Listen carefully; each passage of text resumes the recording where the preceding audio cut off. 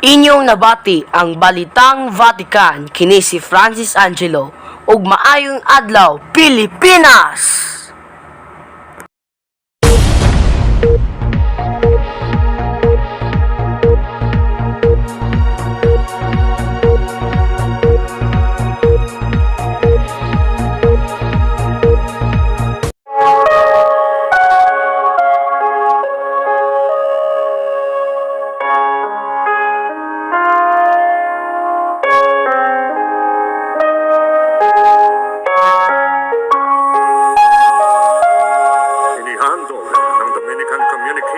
Philippines, University of Santo Tomas, Santo Domingo Convent, at ng SCI Security and Investigation Incorporated sa pakikipagtulungan ng Radyo Veritas 846 at ng Catholic Media Network.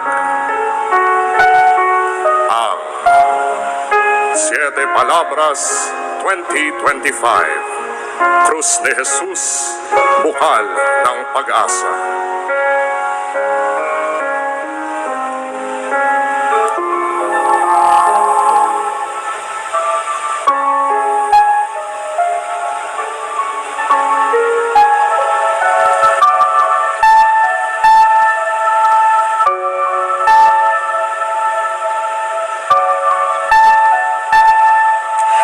Isang mapagpalang Biyernes Santo po sa inyong lahat. Ito po ang Siete Palabras 2025, Cruz ni Jesus, Bukal ng Pag-asa. Iyan ang napapanahon nating tema ngayong Semana Santa. Ngayong ipinagdiriwang natin ang banal na taon ng Hubileo. Sa paggunita natin sa pagpapakasakit at pagkamatay ni Jesucristo sa krus, tayo ay nagkakaisang naglalakbay patungo sa kanyang bukal ng pag-asa.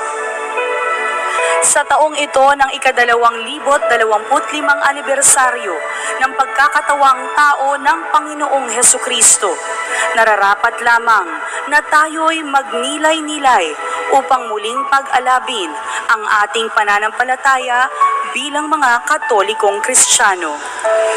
Ito ang naaangkop na panahon upang buksan ang ating mga puso sa kanyang walang hanggang awa at biyaya.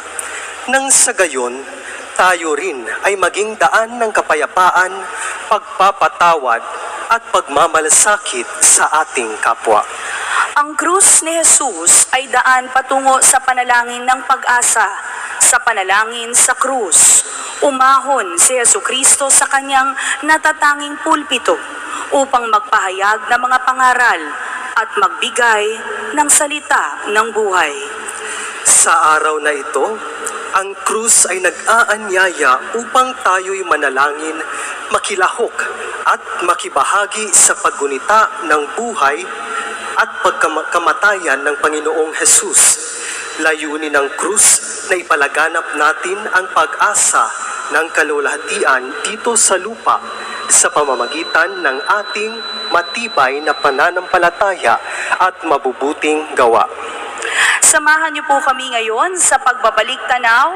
Ang ating mga piling Dominikanong predikador ay mangangaral, magbabahagi at mag-aakay sa ating pagbubulay-bulay sa 7 wika ng ating Panginoon sa kanyang mga huling sandali sa krus. Narito po sila upang samahan tayo na gunitain ang pagpapakasakit ni Jesucristo para sa atin at gabayan ang ating pagbabagong landas patungo sa bukal ng pag-asa. Mula po dito sa simbahan ng Santo Domingo sa Quezon City, tayo po ay napapanood sa GMA7 at napapakinggan po sa Radio Veritas 846 at sa iba pang mga estasyon na kasapi sa Catholic Media Network.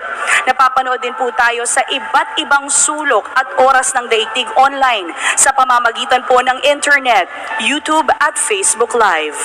Kaisa ng buong simbahang Katolika sa Pilipinas at sa iba't ibang panig ng mundo sa taon ng Hubileo, tungo sa layunin na nagkakaisang daan sa pagpapalawig ng pag-asa, pananampalataya at pakikilahok ng bawat Katolikong Kristiyano. Ito ang Siete Palabras 2025.